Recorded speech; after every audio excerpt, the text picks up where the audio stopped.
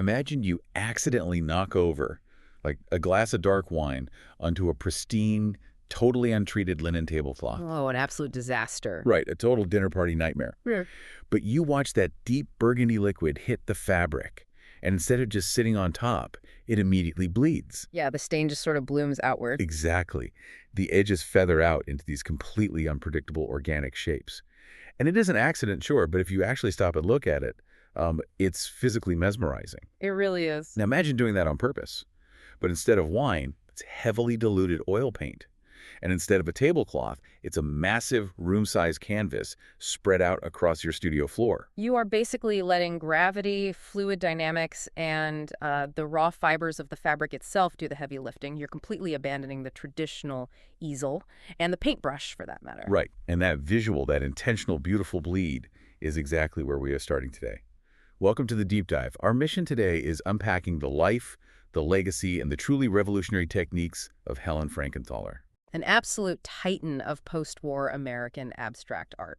Truly. Yeah. And we've got a massive stack of sources for you today. We're pulling from biographical data, decades of our history records, and, critical analyses that span her entire career. And it is a career full of contradictions. I mean, fascinating contradictions. That is the core tension we want to explore with you today, because there's this incredible paradox to Frankenthaler. She was an artist whose work was celebrated for being entirely spontaneous, for being, quote, merely beautiful. Which is a loaded term. Very loaded. Yet she lived a life full of intense, calculated stylistic shifts, incredibly complex gender dynamics, and eventually a highly controversial role in the 1980s American culture wars. Yeah, to really understand how she became this crucial bridge between different generations of artists, we actually have to look at the privilege of her early upbringing. Which was significant, right? Oh, very. Because, the disruptors who change the rules usually have a very deep understanding of the rules they are breaking in the first place. She was born in 1928, growing up on the Upper East Side of Manhattan. Ah. Her father, Alfred, was actually a New York State Supreme Court judge. So she's growing up in a very wealthy, progressive, Jewish intellectual family. Exactly. And from our sources, that environment heavily encouraged her and her sisters to pursue professional careers, which, let's be honest, certainly was not the default expectation for women in the 1930s and 40s. No, absolutely not. And because of that financial and familial backing, she received an unparalleled artistic education. I mean, she attended the Dalton School in New York, studying under the famous muralist Rufino Tamayo. Wow. Right. Then she goes to Bennington College in Vermont, studying under Paul Feely. He was a painter who drilled strict, rigid pictorial composition into her head. So she got the strict fundamentals. She really did. And by 1950, she was taking private lessons with Hans Hofmann. These instructors were heavy hitters. They steeped her in the absolute cutting edge of Cubism and early abstract expressionism. Let's actually pause there for a second, because we see those terms thrown around a lot in art history. But essentially, instead of painting a bowl of fruit so it looks exactly like a bowl of fruit, these movements were about breaking reality apart. Breaking it down into geometric shapes. Right, or just using raw color and aggressive brushstrokes to convey pure emotion. Right. That captures the essence perfectly. Abstract expressionism at that time was a very muscular, heavily textured, male-dominated arena. Lots of brooding guys in studios. Exactly. Artists were slapping thick layers of oil paint onto canvases. But the real inciting incident for Frankenthaler, the moment that shattered everything she had been taught, happens in 1950. This is a great moment. It really is. She walks into the Betty Parsons Gallery in New York and sees Jackson Pollock's latest exhibition. She is looking at his famous drip paintings, specifically Autumn Rhythm and Lavender Mist. Two absolute masterpieces. And the sources give us this incredible quote from her about that moment. She said, quote, "It was all there. I wanted to live in this land. I had to live there and master the language." Okay, let's unpack this, because I think the best way to visualize what she did next is through an analogy. I love a good analogy. Right. So it's like Jackson Pollock walked up to the traditional house of painting, and he broke the front door down by taking the canvas off the easel and throwing it on the floor. He completely changed the physical orientation of art. Yes. But Frankenthaler, she walked through that broken door, looked around, and decided to remodel the entire house from the inside out by changing how the paint actually interacted with the canvas. That's a perfect way to put it. Because Pollock dripped his paint onto the surface so it sat on top like a physical web. But Frankenthaler wanted the paint to become one with the surface itself. And what's fascinating here is where that specific impulse came from. Our art history sources point out that she wasn't just looking at Pollock. Oh, really? Who? She was heavily influenced by the watercolor paintings of Paul Cézanne and John Marin. Ah, watercolors. That makes so much sense. Yeah. Right. Watercolors are all about light, translucency, and letting the white of the paper shine through the pigment. Frankenthaler looked at the heavy, thick, opaque oil paints of the abstract expressionists and asked a brilliant, thoughtful question. What if I treated these heavy oils like they were delicate watercolors? Exactly. And the answer to that question is the technique that would change art history forever, the soak stain. The famous soak stain. So to achieve this, she takes heavy oil paint and completely floods it with turpentine. She thins it out until it is basically liquid-colored water. Then she pours it directly onto raw, unprimed cotton canvas that she has laid out across her studio floor. The word unprimed is the crucial mechanism here. A traditional canvas is coated in gesso, which is a white primer that seals the fabric and stops the paint from sinking in. Right, it protects the canvas. But because she's pouring onto raw cotton, the canvas acts exactly like a giant sponge. The diluted pigment literally dyes the individual threads of the fabric. The image and the canvas are no longer two separate things. They become one single, flat, unified plane. Her breakout painting using this method happened in 1952, a piece called Mountains and Sea. A legendary piece. It is massive. It's roughly 7 feet by 10 feet, and it just seems to glow from within. Her entire philosophy was that, quote, a really good picture looks as if it's happened at once. An immediate image. Right. It shouldn't look labored. She absolutely hated it when a painting looked overworked.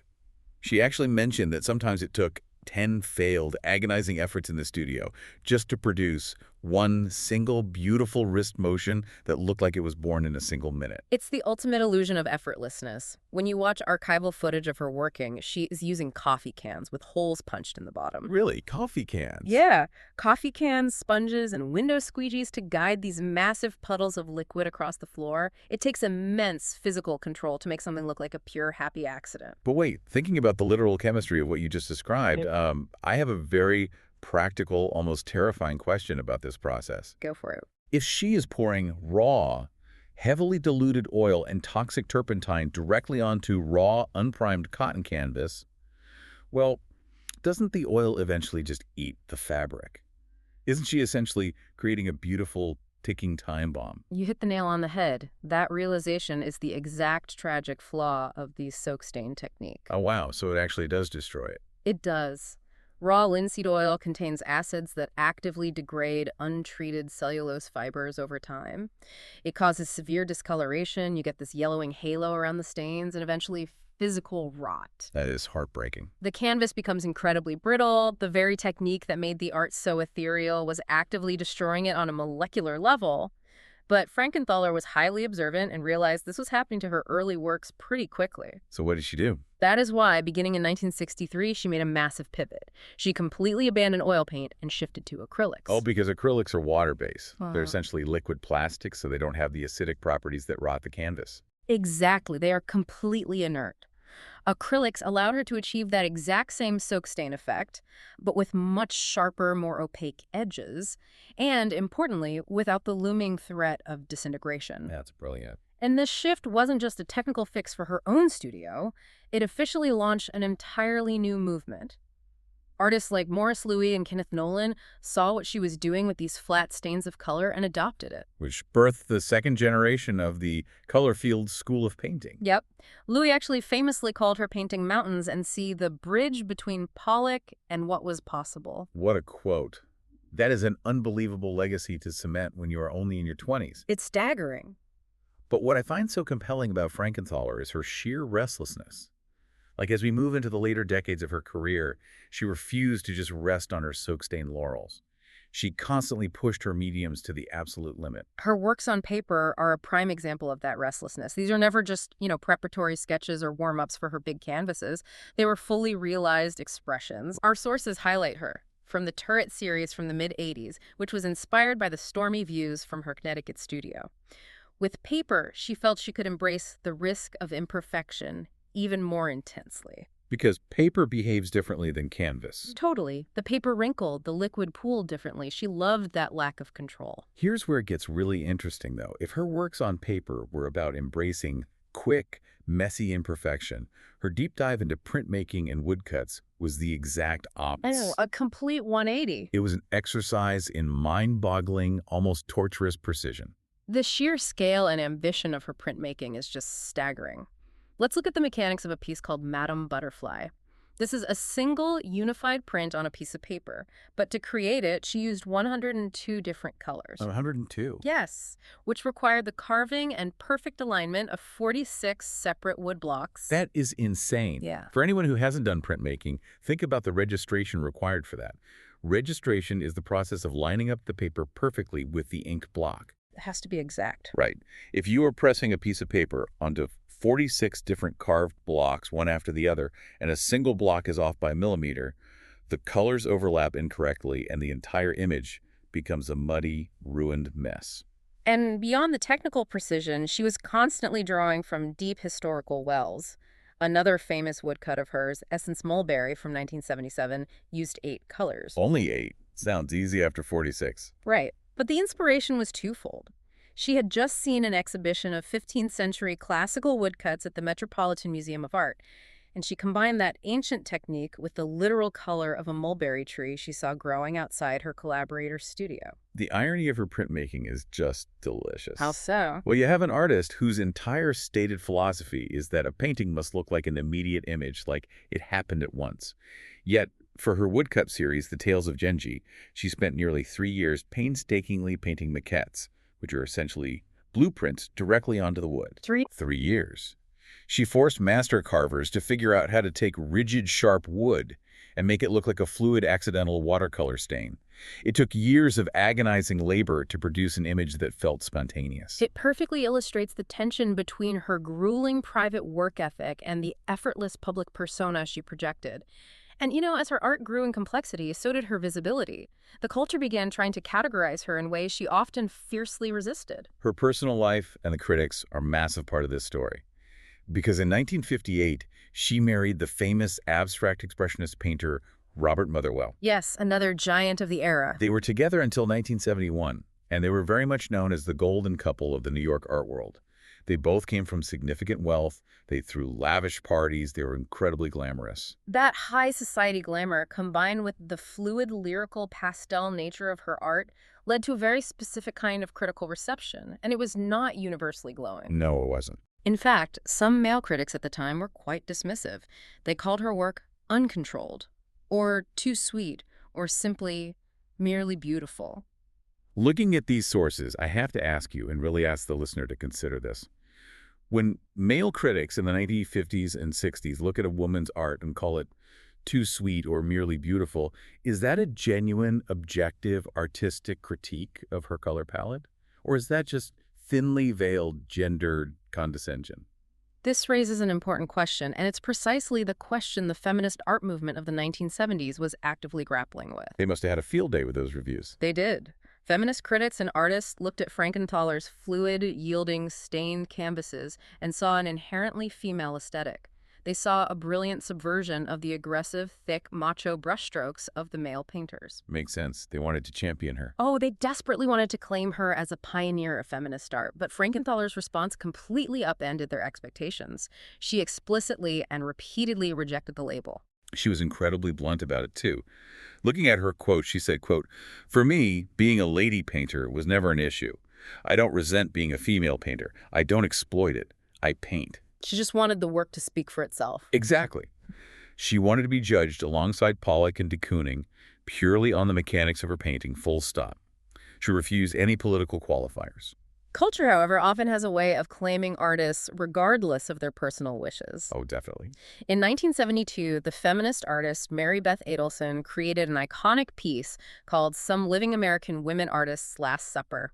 It's a collage appropriating Da Vinci's Last Supper, where Adelson pasted the faces of notable women artists over Christ and the apostles. Let me guess who was in there. Collage right into this seminal, defining piece of feminist art is Helen Frankenthaler's face. Wow. So you have the creator screaming, "I'm not part of this political movement," and the culture staring right back saying, "Yes, you are. Your existence in this space is inherently political." Exactly. And that fierce resistance to being boxed into a political identity really previews the most unexpected chapter of her life. This part really surprised me. Because Frankenthaler actually did wade into national politics in the late 1980s, and she did it in a way that shocked a lot of her contemporaries in the art world.